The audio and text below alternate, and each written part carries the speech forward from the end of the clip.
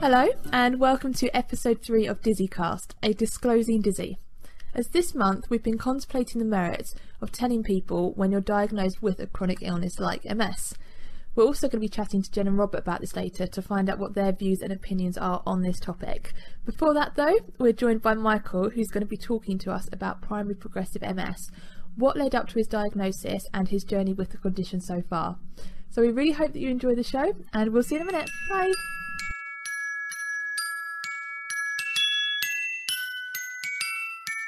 Hi Michael, thank you for joining us. Hi Heather, thanks for inviting me. No, it's our pleasure. So thank you so much for agreeing to come on and talk to us about primary progressive MS and your experiences with it so far. So how long ago did you first notice a change in your health? Ooh, I don't know. I mean, I suppose looking back at it, back in 2002, I went to go and see a friend up in Scotland, and it had been raining and it was feeling bad that we hadn't been out at all for the day, so we just went out to the local town. I was just walking around and I slipped on a manhole cover and went down. Broke a bone in my leg and managed to get home. Went to physio after it all healed. And the physiotherapist, when I was walking a line one foot in front of the other, said your balance is dreadful. And I hadn't even thought about it at the time. And I really didn't think anything more about it ever again, really. I just thought, well, it was a bit of a weakness in my leg, and just went along my business. Did you say anything else about it, or was that just it? It's very bad and off you go? Yeah, I mean, no one really thought anything of it. She just said to me, you haven't got a very good balance. I thought, actually, at the time, I thought my balance was all right. So thanks for telling me that. And I just carried on along my business. I didn't think there was anything wrong, so I just carried on. Roll forward to about 2005, maybe. I was out on holiday, just a little breakaway. I was just walking around. I think I probably walked about 3 or 4 miles, which was nothing unusual for me at the time. And I just had to stop because there was nothing left in the tank almost. I was thinking, maybe just got the sugar low or something. I've just run out of energy because I was on a bit of a diet at the time, and I thought I'd just cut out all sugary chocolate and things like that. So I thought, okay, maybe I'm on a sugar low. So yeah, again, that can happen. Yeah, absolutely. I mean, that's exactly what I thought. So I just put it down to experience, had a chocolate bar, a bit of a rest, carried on, and again, it was fine. And then in 2007, I went on a date with Vicky, who's now my wife. Yeah. And on our third date, it was raining and wet outside, so we'd taken shelter in a cafe and down in Brighton, and I had my drink.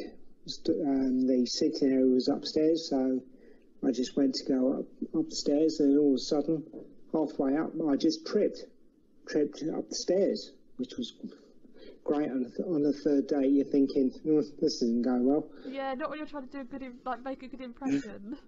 That's it. And then dusted myself off. Vicky went down and got me another drink. I went up the stairs to sit down, and then on our fourth date, I managed to fall over into the mud. So that was interesting. I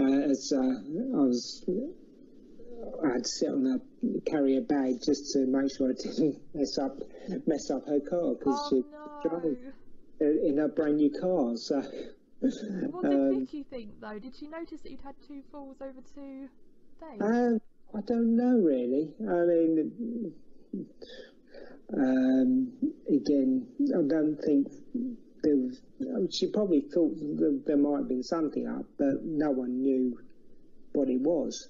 And then on a subsequent date, I didn't fall over, but we'd been out with some of our friends now, Vicky's best friend, and he remarked to Vicky that, because they were following behind us walking up front, and Vicky said he remarked that I walked a bit funny, and I think that was the first time that anyone had actually noticed that. Had you noticed it, or was that new to you as well? It was new to me, really, because I never really thought about it. I mean, I was walking a couple of mile a day. I was trying to get me 10,000 steps in. And I was going out lunchtime at work, do a circuit of the town, get back to the office, and I never really thought anything of it. So to me, I thought it was all right.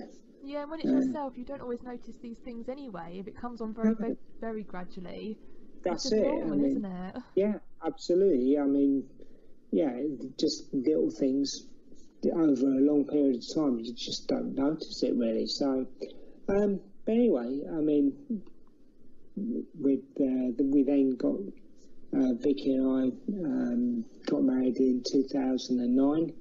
And then 3 months, and then she said, "Your walking isn't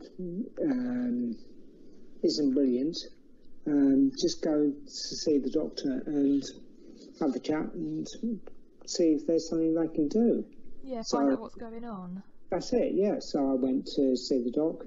He referred me to a neurologist because talking through the fact that I needed to stop more frequently for rest breaks.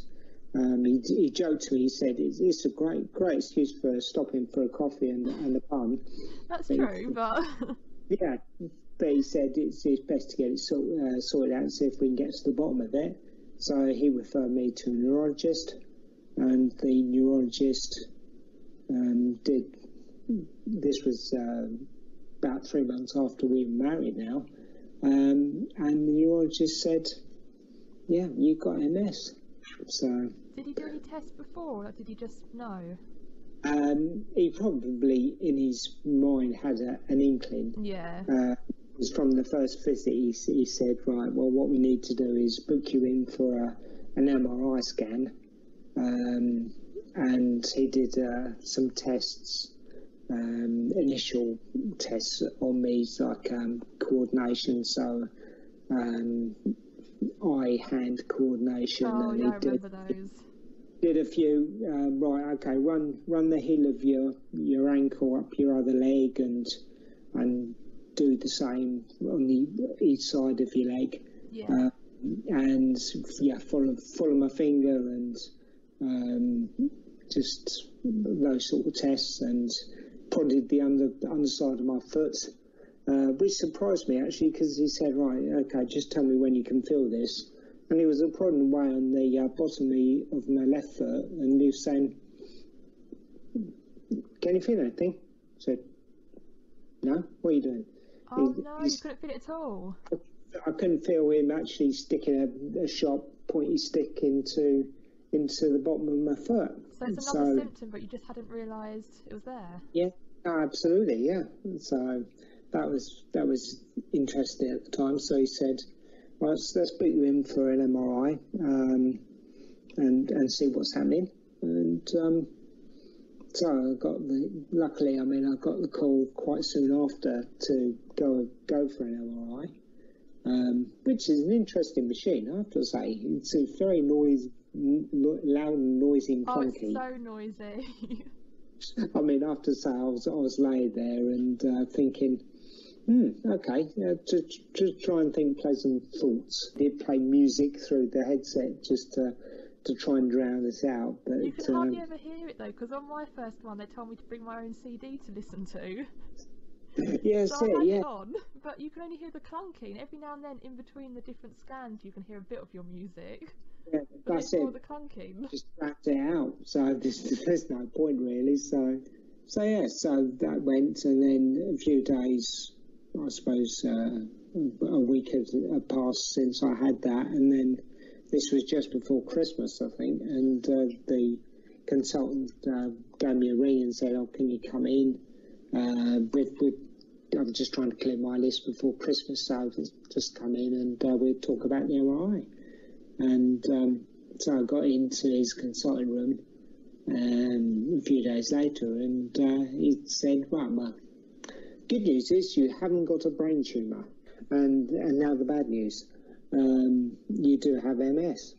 At that point, he said, because we talked about my medical or symptom history, I suppose, as to how I've got from when I first noticed it to where I am now, like with the walk-in. So the walk-in had deteriorated over a period of time, but it never got better.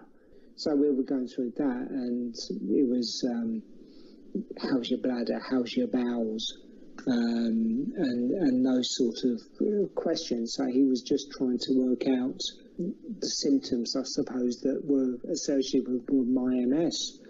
And because it had affected pretty well everything below the waist, or the walk-in, the bladder and the bowels, and he said, and because you've not had any relapses over the time where you've had a period where you've got better, he said, I'm pretty certain it's going to be primary progressive. He said, what we need to do is we need to have a series of other tests in order to determine this. So he said it won't be until a few months' time. So he said, we'll see you then, and then as soon as I know the results, we'll have another meeting. Yeah, 'cause I've always wondered how they can diagnose which sort it is when it's that early on that you've first seen them. Yeah, I mean, I suppose talking through with him my symptom history, I suppose, of things that have been happening, because unknown to me as well was the fact that Vicky had said to me one morning, she said, "Do you know your legs actually kick out in the night?" I mean, I was fast asleep. I didn't know. She said you do the river dance. Oh no! That's the first time I'd ever knew that was going on. So I was fast asleep. My legs were kicking away. And Vicky's got all this going on in the night. Absolutely, she's not sleeping a wink. So again, that was one of the things that I said to him, and I suppose he'd put all these things together. So the deterioration in the walking, which didn't get any better, the leg jerks in the middle of the night, and again just some issues with everything else. He obviously put two and two together to come up with this preliminary diagnosis of primary MS. Did you say anything, like obviously there wasn't any treatment then, but did he touch on anything that you would be able to do to help instead, or was it just this is your diagnosis and off you go? Yeah, I mean, he said, this is your diagnosis. He said, and just to make me feel better, he said, chances are within the next 10 years you'll be in a wheelchair. I never know why they say things like this. Yeah. I mean, his bedside manner wasn't brilliant, but I have to say his prognosis was spot on, I suppose. I mean, I'm not fully in the wheelchair yet, but there are times where I have to use it more days than not. So, but yeah, I mean, it's probably another couple of years till I get to the 10-year mark. Yeah, I mean, he was probably pretty spot on. So his bedside manner, not brilliant, but he knew his stuff. Yeah, I suppose that's the thing. It's just I always think when you first get that sort of diagnosis, I'm not really sure you want to hear that sort of news. Not really, but there's no. He said there's no drugs, there's no treatment. He said all you can do is stay healthy, and that's about it really. There's not much else. He said just keep stretching if you can, and that's about it. He said there might be things coming up in down the line drug wise that you might be able to participate in drug trials, but he said otherwise there's nothing to be able to help you at the moment. And then he just transferred my care to my MS nurse, and that was the last I saw of him. Because of that, do you think it was harder being diagnosed with primary progressive than relapsing remitting? Well, at the time, it didn't really hit home, I suppose, because all I had was my walking was deteriorating, but I was still walking a reasonable amount. Okay, the quality of my walking wasn't brilliant, but I was still I was still walking. Yeah, it wasn't having a massive effect. No, that's it. Yeah, my day-to-day life wasn't really having that much effect. So I thought, okay, well, there's no drugs. I didn't actually know how fast this would progress, because I was thinking, oh yeah, when he gave me the news about a wheelchair in 10 years, I was thinking, yeah, what do you know? Yeah, I'm feeling all right. You can't go that quick. And I suppose at the time there was a period of denial. You're thinking, okay, well, I've got this diagnosis, but I don't really feel that different. So we'll see how we get on. And I think that's understandable, because it's also one of those conditions that's different for everyone. Yeah, absolutely. I mean, it's after doing a little bit of reading and research from the leaflets that they give you after you're diagnosed, and you're reading and about the various symptoms that some people get. Mine were inconvenience, but some of the other symptoms that people get are quite horrible. I mean, with people that get temporary blindness, or their vision just goes really quite strange, or they have problems hearing, or things like that. I didn't have any of that, but I was thinking, I'm glad I haven't got those symptoms, but it affects everybody differently. So how has it sort of affected you mainly since? Is it still mainly the walking? It is mainly the walking. I can walk around the house. I mean, we had to move to a bungalow. I mean, we were in a two up, two down Victorian house with very steep stairs. Oh no, that's not good. I don't think they're good anyway. No, that's it. I mean, I love the house. I mean, it was a nice house, but it's just the steps. Yeah, I know. I mean, I did. There were a couple of occasions where I did slip and slide down the stairs occasionally. But it got to a point where Vicky said, "You're all right now, but it's time we now consider moving to a bungalow." So we put the house up for sale, and then started searching for a suitable bungalow, which you would have thought, wow, that would be easy. But my goodness, it was one of the hardest searches I think there was, because bungalows out there have steps up to the front door, steps internally, so trip hazards. They weren't big enough for wheelchairs, because we thought, well, if we're going to do this, let's make sure we do it right. So we made sure that it was going to be practical for a wheelchair, that I wouldn't trip.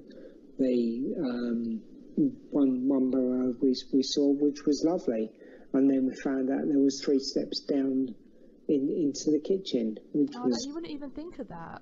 No, absolutely. I mean, it was gutting at the time, and you think, And there was, some which had great big 3 or 4 steps up to the front door, or steps down into the garden, and it was just a really difficult search. I mean, it took us probably a good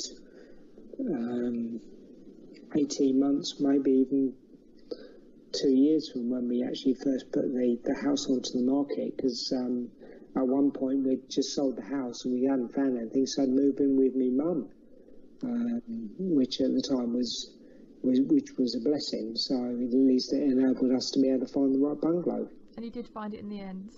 We did. It was very stressful, but we found it, and as I've said to many people, certainly estate agents have run me up since saying, "You interested in moving?" No. Which I said, no, not unless I win the lottery. Yeah, because if you found somewhere that you like and it's suitable, then... Yeah, absolutely. It ticks pretty well every box. I mean, there's a few little things we've had to do to adapt it, but like just putting in doors with no thresholds. So they've all got wheelchair thresholds in now. So it makes a massive difference when you can't lift one of your legs up, because my left leg really doesn't lift very, very well at all. So you're just dragging it really. So trying to get it over like a couple of inch threshold, it's really difficult. So we've changed the doors so the getting in and getting out is good. At some point we will ramp the front door access and the rear garden access, but for the moment it's all right. It's not a massive to do, and then just a few adaptations to the bathroom, and that's it. And it's nice to know that if you want to, you can stay there forever then as well. Yeah, absolutely. I mean, there's it's pretty good. The only thing we might want to do in the future is just to change part of the garden, because there is a little bit of a step, but that's nothing that can't be sorted with a little platform in order to join the house up with the garden. So, but those are just little things that can be done as and when. But generally speaking, the rest of the house is sound. Oh, that sounds really good. Have you found any ways to manage symptoms? Because some people are into things like yoga and meditation and gentle exercises. Yeah, I mean, I do, when I remember, to do some gentle stretching, just to try and keep the legs from stiffening up. But really, I suppose the only way to manage the symptoms is to listen. I found is to listen to my body. Like one of the symptoms is bladder urgency. So for some odd reason, my leg will start to jiggle, will start to kick out a bit, and that for me is a warning to say it's time to go to the loo. Oh, I see. And by the time I get to the loo, I'm ready to go to the loo. But if I don't listen to that, I'll get caught out, and it's embarrassing it's embarrassing anyway, but so it's just time to listen to your own symptoms. And again, everybody else is different. My leg jiggling is unique probably to me, because every time I've told the MS nurse about it, they've looked at me thinking, oh, I've never heard that before. But that's just one of the things with MS though, isn't it? It's different for everyone. Absolutely, yeah. I mean, it is totally different. Would you consider taking any drugs in the future? So I don't know whether I'm going to try and say it or not. So we have just had licensed ocalizium. I have no idea how you say it, but just this month. So is that something you would consider taking in the future if it was an option for you? Definitely. I mean, of last year, because my main care for my walking is handled by University College London hospitals, So I have to go up to Queen Square every few months for them looking after me, because I'm on a drug called Frampidine. What does that do? It's what they call a walk-in drug. Now it's supposed to help speed up your walking and give you a little bit more of an energy boost in your muscles. But the only way that they can measure its effectiveness is by a walking test. So they time you over a set distance, just within their physio area. Walk one way and then walk back, and they time you over that distance. And if your time exceeds your baseline time, which is without Frampidine, then, and you've exceeded it by about, I want to say 20% or 30%, then they'll prescribe the drug for you. Oh, I see. But it's not effective for everybody. I think there's about a 40% success rate. So that's still quite good, though. Yeah, I mean, it is. I mean, if it works, then it works really well. I mean, I've had people remark when I've been on the drug that my walking was better. I suppose for me, I can't always see that sort of thing. I'm just concentrating on getting from A to B without falling Yeah. over. But people remark that it's better, and certainly when I've been on it, some of the other symptoms fade in some respects, so you don't get as fatigued, and you feel you've got a bit more energy of an evening. So that sounds quite nice. Nice. Yeah, it is actually. It is a nice thing. But the trick is, as it's only measured by because the hospital fund it, it's not available on the NHS, so the hospital actually fund the drug. So you've got to make sure, because it is quite expensive, you've got to be tested on your walking speed. So even if it helps everywhere else, the only visible thing that they can see is walking speed. So you've got to make sure that you still meet that criteria. Yeah, absolutely. I mean, also last year I took part in a drug trial for a drug called Candex, which was another drug to help with spasticity, which is the muscle stiffness in your muscles and spasms. And it was a phase 2 drug trial, and I think it was a double-blind test, so you don't know for sure if you're on it or not. Oh, they have some people on placebos, don't they? And then they can measure it between the two. That's it indeed. So I like to think that I was actually on the drug itself, because the number of spasms that I had reduced significantly, and the muscle spasms and the stiffness faded quite a bit as well. So, good. But that's several years away from market. So, and once you've done the trial, is that it? Like they take you off it? Yeah, they win you off it. So you're only on the drug for about 3 weeks or 4 weeks tops, and then the other 2 weeks either side of that period are winning you off your existing medication, and then winning you off the of the trial medication, so they can do a before and after comparison. So that was quite tough, coming off all the meds that I was on in order just to participate in the trial, because even though the drugs I'm on don't always help, suddenly I realised when I was off them totally, yeah, they actually do help. Because I think a lot of people say that they don't really realise until you come off it that actually it was helping. Yeah, absolutely. And even though it may not have been helping as much as you like it to help, when you're off it, you actually do realise just how much it did help. And it does sound promising as well for the one that you trialled on. Yeah, I mean, it did. I mean, it did have this catchy name. Initially, they said, "I would like to try you on this new drug. It's called VNR 16R or something." I said, "Oh, that is catchy." And they said, "Well, its other name is called Candex, which was much better." And that was a drug to try and mimic the effects of cannabis, but without having any of the side effects.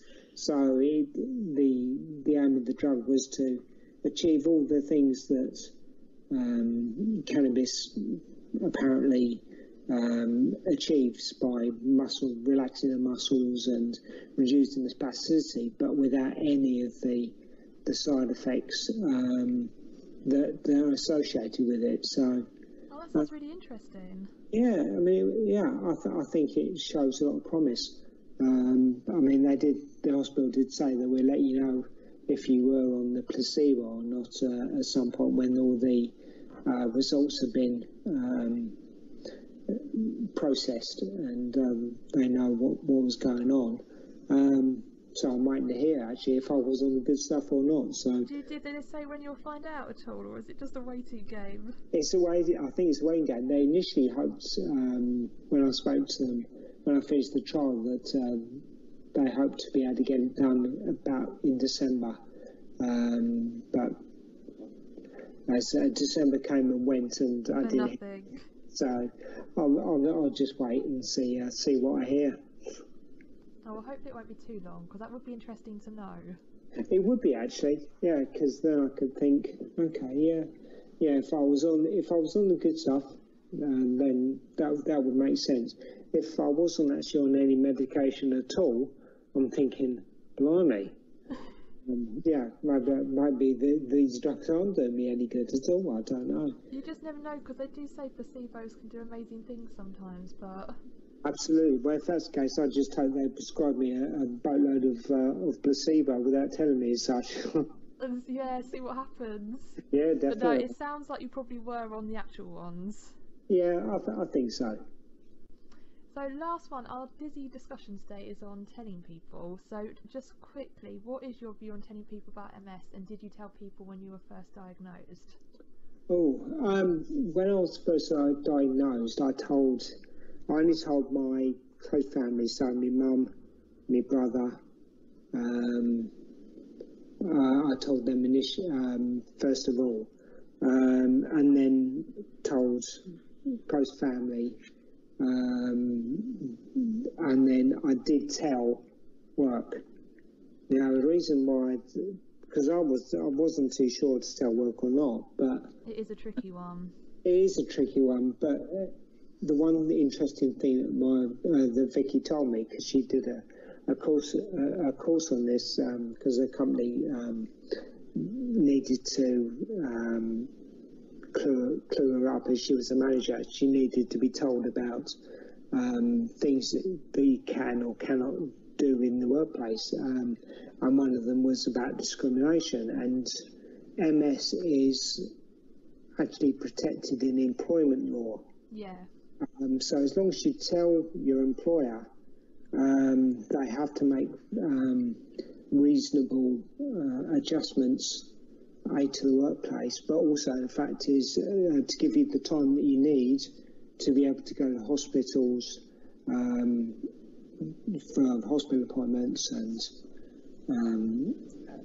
and to give you a bit of slack if you had a really bad time, if the MS affects you really badly, then to be more lenient or more patient with you than perhaps somebody else might get. Were they all really understanding as well, everyone that you told? They were very understanding. I mean, all my work colleagues that I've worked with for many years. I mean, a lot of us have worked together for like 10, 15 years.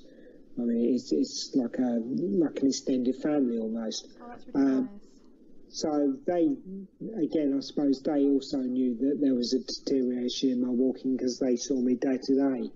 And again, I told them that I was going for tests and whatever, and they were concerned and wanted to know what the outcome was if I'd heard anything. And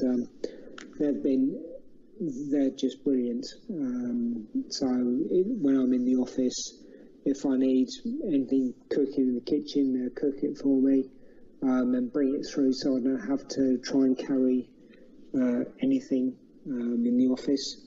They'll make drinks for me, because if I make tea, then the tea would end up on the floor and there's not much else in the mug. So because I wobble so much when I'm walking. So, but yeah, I mean they're as good as gold, and That's really lovely. Yeah, very good. So I'm lucky in that respect. No, that is, and it really does make a difference as well when you have that support. Absolutely, yeah. I mean, without it, it would make life so much more difficult. Well, thank you. If people want to come and find you to say hello, where can they online? They can find me on Twitter at Mr. Wobblelegs. Yep. That's pretty well the only social media I'm on. Oh, I'm on Instagram as well. And again, Mr. Wobblelegs. Brilliant. Thank you so much for spending this time to chat to us today. That's fine. It's been a pleasure. Thank you. Speak to you soon. Bye bye. Okay. Bye, Heather. Bye.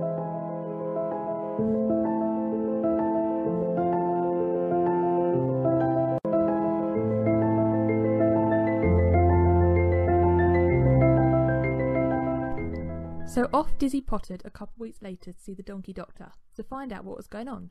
She told the donkey doctor her symptoms, but the donkey doctor didn't seem to think there was much to worry about. She checked Dizzy's pulse, all fine. Dizzy's chest, all fine. Dizzy's blood pressure, all fine too. The donkey doctor couldn't find anything wrong with Dizzy, but she did suggest doing some blood tests to make sure Dizzy wasn't low in any important vitamins or minerals. This idea made sense to Dizzy, as she knew being low in vitamins could cause her tingling sensations. Dizzy booked in for a blood test in a couple of weeks' time. Dizzy was off on a little holiday the following week with her friend Snap the donkey. He was called that because he loved taking photos, so was always snapping away and for some reason liked to say snap a lot. And they didn't have any blood test appointments for their holiday. So Dizzy potted home happy in the knowledge that she would soon find out what was going on and that she didn't have to worry about her funny symptoms while she was away.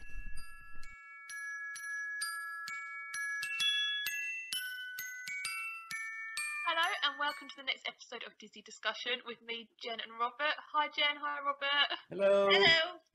Today we're going to be talking about the topic of telling people, as I think a lot of people with chronic illness often wonder how open they should be with discussing this with other people. So Jen, you first. Did you tell people when you were first diagnosed? Well, kind of as we spoke about in previous discussions, I was diagnosed when I was really young. I was 15. So actually, I didn't tell that many people. I ended up telling a couple of friends who were with me at one time when I had a relapse. When I had a relapse, though, my leg didn't work. And so I remember they were with me. I was down in London, and that's when the relapse started. So I remember explaining to them about it. They were my best friends anyway. So I told them, but then the rest of the time I didn't really tell anybody apart from school. I told, because I actually had time off school, so other kids at school didn't see that I had problems with my legs, for example. And I remember telling my boyfriend. So I told my boyfriend and a couple of close friends. My parents ended up telling some friends of theirs. That's about it. I don't remember telling loads of people at the time. Was that kind of a conscious choice, or was it more just that's how it kind of happened? No, I think it was. I mean, it's a long time ago to remember back now, but I think I remember it being quite a conscious choice, thinking, I don't want people to think I'm different.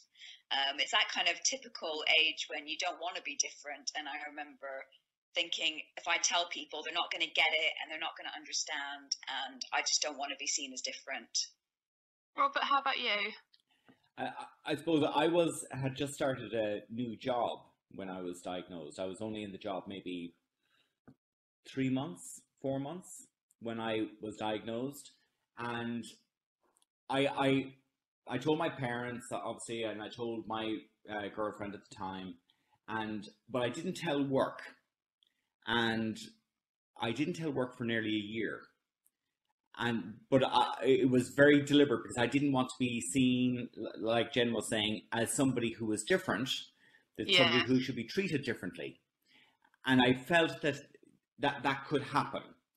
But as far as my friends were concerned, as far as my family were concerned, absolutely, I told everyone, because I just didn't want to carry it all on my own.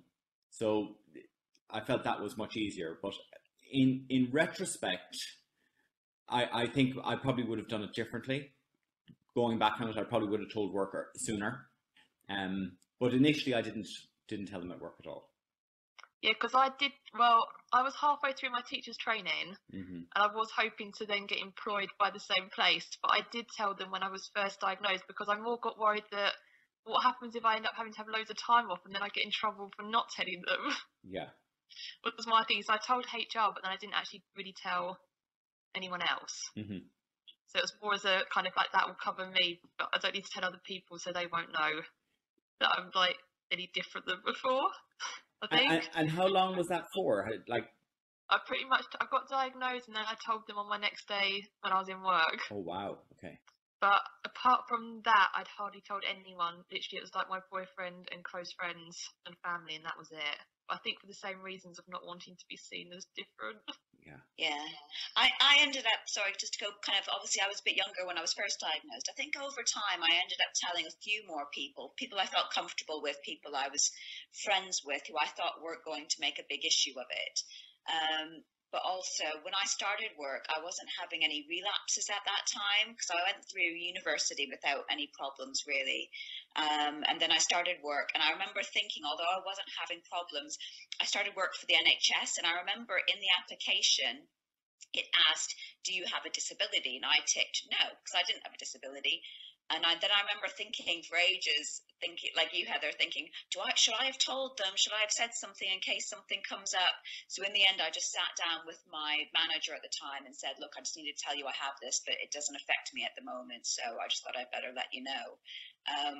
But she didn't tell anybody else at work. I asked her not to tell anybody. So I felt quite supported by her. She was like, oh, that's fine. Just let us know if you have any problems. And that was it. Oh, but it is one of those difficult things, because even though it's actually technically classed as a disability, isn't it? So when you have to sign those forms, I always think, well, it's not obvious, but then I feel like, well, actually, technically, if someone brought this up, that box should be ticked. Yeah, I was probably thinking more, do I look disabled? Do I have problems? And I wasn't having any problems, so I thought, no, I'm not disabled. That's what I was. That's what I used to think. Yeah. So how were people's reaction to it when you told them? Were they all positive? I think so. I mean, when I was younger, I think it was more of a, like, when I told my friends, and so the story is I was in London visiting a friend's dad with my friends, and my legs just went funny, so they had to give me piggybacks all around London. And then I remember saying to them afterwards, I said, oh, I've got something to tell you. You know how my legs went funny? And I think they were a bit like, oh. But I don't think they really knew what it was. So I kind of had to try and explain as best as I could, as a 50-year-old who just found out about MS, about what that means. So I think it was more like, I don't think they really paid that much attention, to be honest.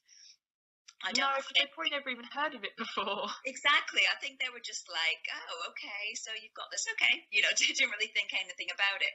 When I got older, and there was a couple of times, for example, I remember having a disco at school, and I couldn't walk because I was having a relapse then. I remember telling a couple of people then, because I was like, I'm determined to go to this disco, determined to go. And my boyfriend at the time was brilliant. He was like holding my arm and stuff. But a few people were kind of saying, why aren't you dancing, Jen? Why aren't you dancing? So I told a couple of people then, and they were like, oh no, that means you can't dance. And I don't think they saw the kind of long-term impact on it. Just that night. Yeah, exactly. Just thinking that night. But, as I said, my parents told friends of theirs, so like their colleagues ended up finding out, of course. And I remember getting really lovely like cards from them saying, we're so sorry to hear about your diagnosis, and sending me chocolates, and me being a bit like, oh, again, it kind of fermented the fact, if that's the right word, cemented the fact, not fermented, cemented the fact that it was quite a bad diagnosis at a time that I didn't really understand it fully, if that makes sense. Well, that's quite sweet. Everyone reacted in such a lovely way. Yeah, it was really nice. Robert, how about you? The reaction from family was always, they were shocked, basically. It was they didn't really understand what MS was. We didn't know anybody who had MS. So it was really out of the blue. And I know my parents were very supportive at the time, but I was in London, they were in Ireland. So I was kind of doing it on my own. And okay, I told my few friends about it, and they kind of understood what it was. My girlfriend at the time, she understood, but it was really a case of having to figure it out on my own, and kind of trying to explain it to my friends. And I was having relapses every maybe 3 months, and I was getting a little bit worse, getting more fatigued, walking was harder. So it was becoming evident that I was having difficulty. So, and that really, I think, caused me, after about a year, after having whatever it was, 4 or 5 relapses, that I actually ended up having to tell work, and I told HR where I was working, and they were absolutely fantastic. They said, okay, what do you need? What do you need from us to make it possible for you to do your job? Oh, that's lovely. And this is in the private sector. So I was really actually bowled over by it. And I was training to be a chartered accountant at the time. So a lot of my stuff was in London, taking the tube or train out to clients all around London. And I found walking difficult. I found, getting up early in the morning to get to different clients difficult. And they changed my work so that everything was close to where I lived, that I didn't have to get in as early, that I could go home early if I wanted. They totally restructured my job to suit what I needed for my MS, which was incredible. Oh no, that's really nice. I was actually bowled over by it, and in many ways I regretted not telling them earlier, because it would have made that year easier. Yeah, but you never quite know how people are going to react, No. So it's a difficult one. Yeah. Like, I felt that, they would gradually push me out of the job because I wasn't able to work at the same rate as everybody else, and that's what my fear was. Yeah, I think that's maybe a fear that most of us have. It's kind of like how people might see you as not being able to do as much as other people, and slowly sort of try and edge you out the door. Well, see, that's it, and like, even I felt guilty because they still paid me the same rate. They didn't change how much I was paid, and I thought, here am I working a 4-day week effectively, and all my colleagues are working a 5-day week, and I'm getting paid the same amount, and there was a certain sense of guilt about that, even though it wasn't my fault that I was sick, but I was still not working to the same rate as everybody else, and there was a guilt element there. That wasn't nice. Yeah, I can understand that, but I still think that's really lovely that they were that supportive and did all of those measures to help you. Oh, incredible. Absolutely incredible. And but I have to say, the HR was fantastic. They liaised with the various different partners in the firm, the managers, and they structured it all in a very seamless, very quiet, very understated way. So it didn't necessarily draw huge attention to the fact that I was being treated in a different way. Yeah, because I think all of my experiences were good as well. I think the one thing, like you said, Jen, about how it made you realise maybe it was quite serious was when a couple of people I told, they literally looked horrified. Like, a few people looked at me like I'd announced that I was going to be dead by the end of the week, kind of seriousness of it. So that was the one thing I found quite difficult to deal with at the beginning, the few people that I told that looked like that, because then I thought, oh no, this is making me feel even more scared now than I felt before, if this is the reaction that I'm getting about this diagnosis.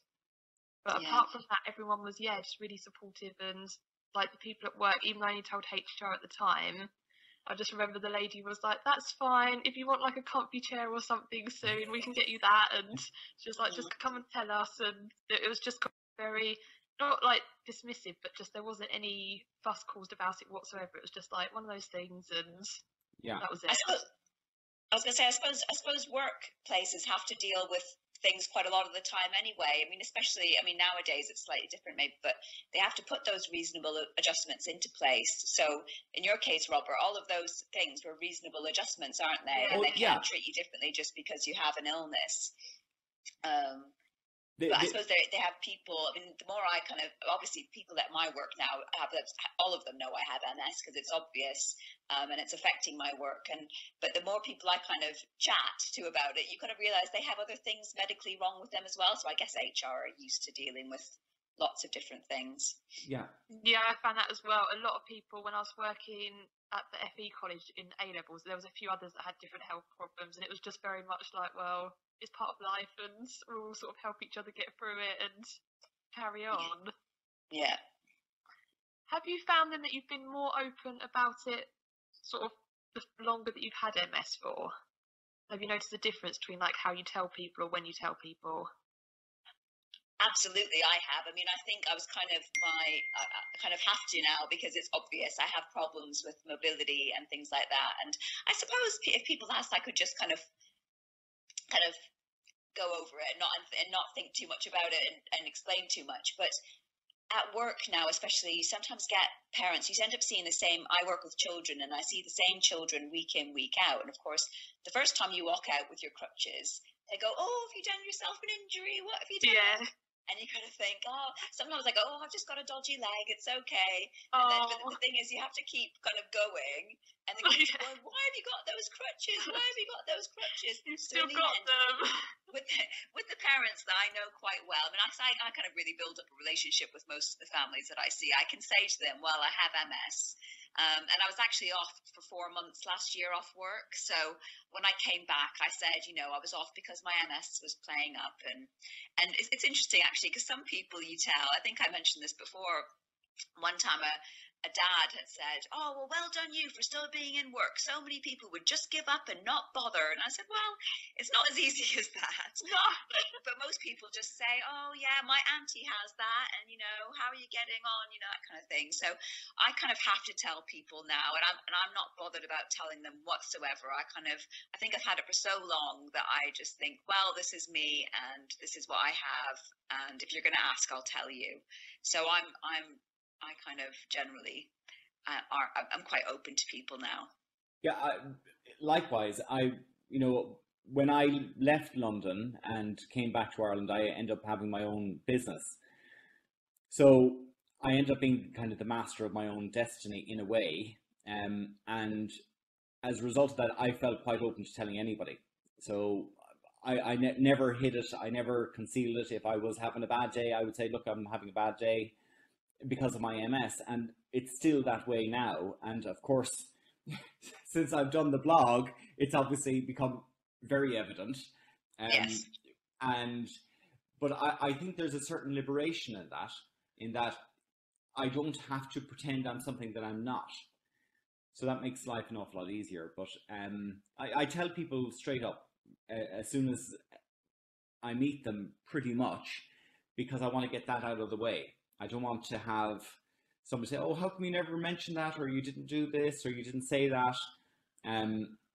I just feel much more comfortable knowing that I don't have to explain, "Well, I'm tired today because of MS and I can't do X, Y, or Z."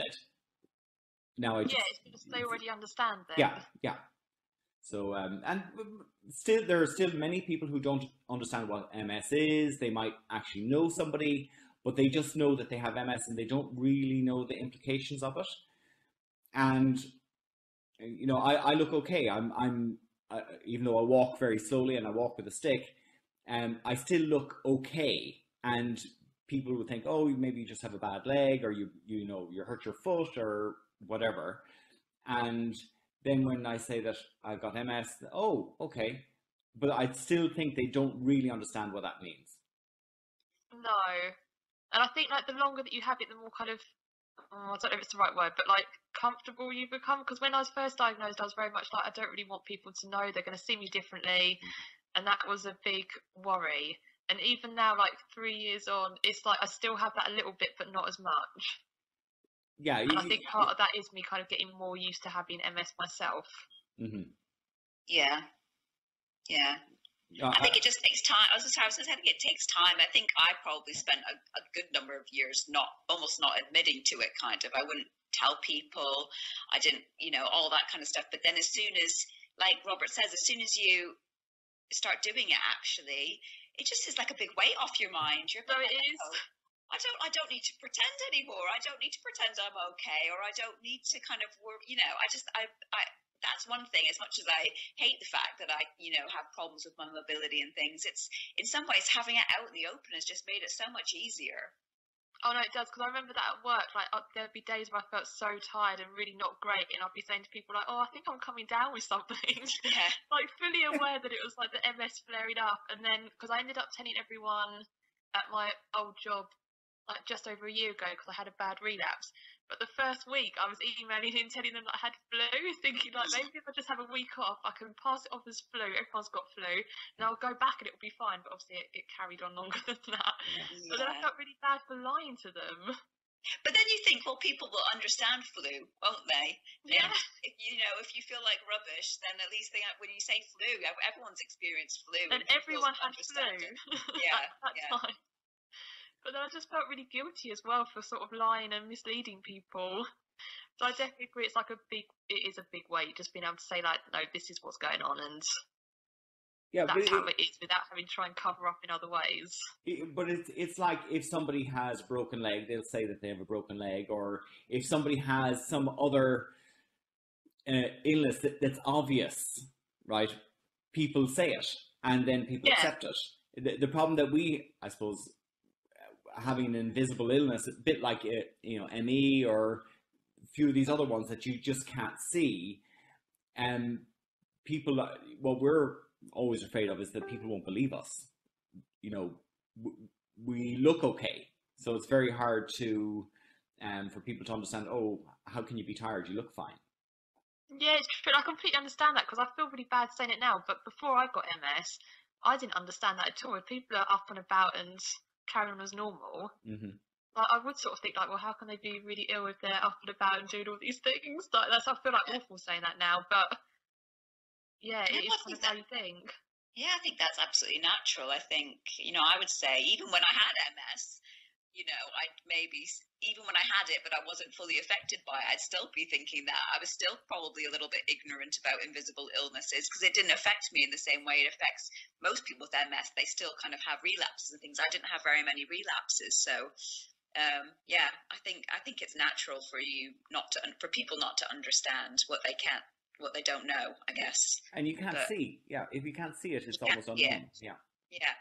Have you had any negative experiences telling people, or has it all been positive? I've never had any really negative, actually. I've had, like we said before, I think it's more of a kind of, and then people not really getting it. But I suppose that's negative in a way, because you kind of wonder, do I need to explain it a bit more? Should I just leave it? But I've never had anyone being nasty to me or saying anything bad. I mean, I'm lucky I've never had any issues with work, for example, because you hear about how there's often problems at work. I've only been supported at work, so I haven't had any negative experiences really that I can think of. Yeah, because my only one was when I started that new job in September. Yeah. And I had like the one person there that made it clear that he saw me as like a complete liability, and I did find that quite difficult. I must admit, I'm a bit like Jen. I've never had any bad experiences, and it always shocks me to hear when I hear somebody else who has had a bad experience, how negative it can be. Like what you're saying, Heather. It's just I don't understand. I don't know what that would be like to have somebody not believe that you're sick or treat you in a different way. That must be tough.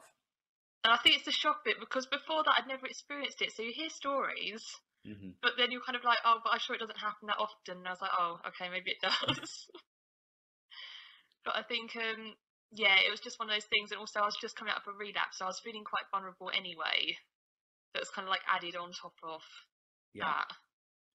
And what's difficult, I was going to say, what's difficult about that is that, for example, if you are experiencing discrimination because of that, it's yet another thing to have to deal with on top of your illness. Do you know what I mean? So if you have, that decision to fight against discrimination or anything like that takes so much out of you that I think I can imagine I hope that it doesn't happen to very many people, but I just, like Robert, I just can't imagine what it would be like to have such a negative reaction. And I think that's the thing, because that was the reason why I decided to leave, because I was getting more stress, which was making the MS worse, which was making me more stressed. So it just kind of goes round and round. Yeah. Because like loads of people were like, oh, you shouldn't leave your job because of like a couple of people. But at the same time, I was like, but it's my health that's deteriorating because of it. Yeah, you have to put yourself first, don't you? It's tricky. Oh, sorry, Robert. No, it's okay. It's okay. It's just I just can't imagine it. That somebody would create a situation in your workplace that makes you feel that way, that you feel that you have to leave. Like it's tough. Yeah, and it was quite a tricky decision, but then I just thought, no, I need to just get out and put myself first, put my health first, and worry about that. So for people listening, what would be your main points of what is positive about telling people, if they're worried about telling people? I think that you hear about people losing friends and things because of diagnosis, and I haven't had that experience. I've only had people be understanding. Lots of people don't understand, which is fair enough. But in terms of the people who do understand and want to learn more, they've been absolutely brilliant. I've had no problems with family, no problems with friends. As I said, work have been great with me. So I think the positives are that if you tell people and just let them into that bit of your life, then actually you might be surprised at just how supportive. They say about real friends stay. I think that's very true. I get so much. Like I think a friend of mine just recently, she could see me if we had people round on New Year's Eve, and she could see me on wiping something off the floor, and she was like, Jen, you need one of these handheld things. And the other day, a big thing came from Amazon, and she bought me a broom. That's one of these handheld brooms that you can kind of do while you're standing up. That is so cute. Little things like that, just really supportive, not doing anything. They're just, all they do is care for you. People care for you if you tell them. I think people who are important will support you. And I think that's the thing. It really does make you realise the good friends that you have really are good friends. Absolutely, absolutely. To me, the biggest benefit is that you don't have to hide, that you can just be yourself, and there's nothing more exhausting than trying to be somebody that you're not. And even though with MS you try and put a brave face on it, and you present yourself the best way you can, but for those times when you're just feeling really bad, or you just can't make yourself look better, you don't have to pretend, which is, I think that's the best thing about telling people, is that you have a reason for not behaving like everybody else, and that is the comfort in it. And so I would always say to people, let people know. And I do find also that like being more open with people, then they're generally more open with you as well. True, yeah. Yes, yeah. So if like you say that you have MS, then you might then find out that actually they've got other issues going on. So I do find that once you sort of lift that barrier, it does actually help in some ways, sort of like build relationships too. It's true, absolutely. Yeah, absolutely, yeah. So last thing, what would be your tips to someone if they wanted to tell someone that they had MS? Like how would you suggest that they kind of went about it?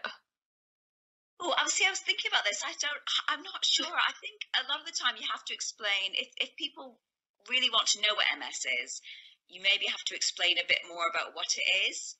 Quite a lot of the time when I did tell people I had MS, I think they thought it was ME, which is another chronic illness. Yeah. But it's different, very different in a way. So I think maybe kind of be prepared to kind of explain in simple terms what that means and how then it affects you as well. Because I think if you're telling people, you obviously feel like they need to know, or they benefit from knowing. So kind of maybe put in how it affects you specifically, and that it can affect everyone differently, but this is how it affects you. Yeah, because I think that's the thing I always wonder, like, how much information do you give people? Because most people don't know what it is. So you're like, right, do I need to sit down for like 5 minutes and try and properly explain this out? Or do you just sort of gloss over it a little bit? I always never quite know what the best approach is in that sort of sense. Yeah, I sometimes don't bother giving, obviously, the long-term thing, but I might say, it's more a case of saying, well, I had MS and actually that makes me really tired. So this is why I can't do X, Y, Z, for example. I won't kind of then go on about the different types of MS and the long-term prognosis is. It's a kind of pick and choose which bits you're going to give them. And then if they want to find out more, they can ask you more, or they can look up themselves.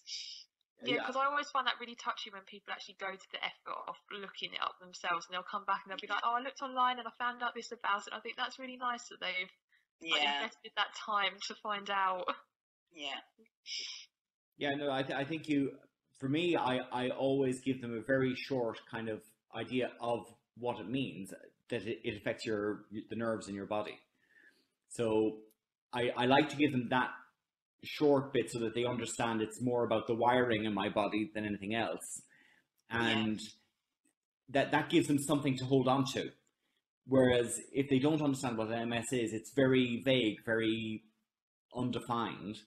So I just give them a very brief, 1 minute thing about what it is, maybe how it affects me personally, and I always say, if you want to know more, just ask me and I'll tell you whatever you want to know. And I have a few books that I said, if you want, you can look it online, or I can give you a book about it. That I give them the opportunity to ask more if they want. Yeah, because it is one of those illnesses that is quite difficult to properly explain. Like, I've explained it a couple of times, and I can see them looking at me like, I'm not quite getting what she's going on about here. Yeah. So I do like that idea of just giving a very simple idea and then saying, right, you can ask more, here's some books or something to help. Yeah. Brilliant. Anything else that you'd like to add to finish off, or have we sort of covered everything? I don't think so. I think it's been really useful to kind of reflect on it, actually, because I think it really has changed over the time I have had MS, actually. And I think I don't think I realised how much I'd changed. I don't think I'd realised how much I've moved from that I don't want to tell anyone I don't want to be different to actually thinking, oh, well, I am different and that's okay. We'll embrace that. Yeah, so it's actually been really useful to kind of reflect on the questions, really. I think that's the thing that hit me the most, was how much you realise that you've changed from the, I don't want to be seen as different and not tell people, to actually well, this is part of who I am. And that's okay. We're all a bit different, so it's fine. Yeah.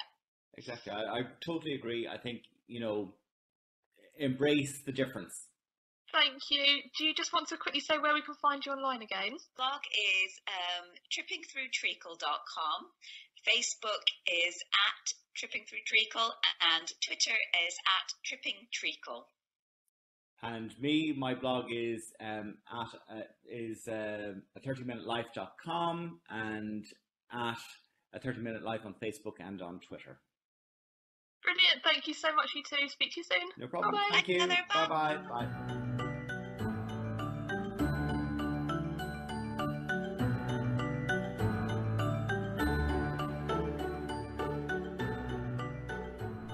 And that's the end of episode 3. We really hope that you've enjoyed the show, and thank you so much for joining us again. If you'd like to find us online, you can do at dinosaursdonkeysandms.com.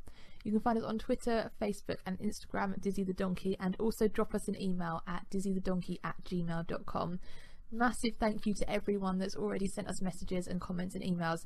We really do appreciate it, and it makes Dizzy's little day when we do get them, so thank you. To finish off, we're going to end with The Ruling Passion Shine Through, which is a song about MS.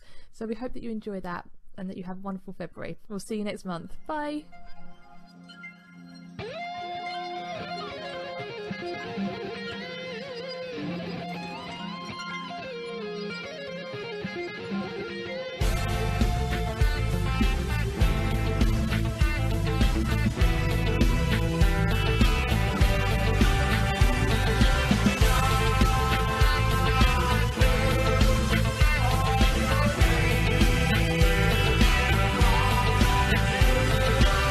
Unwanted fellow comes like a shadow.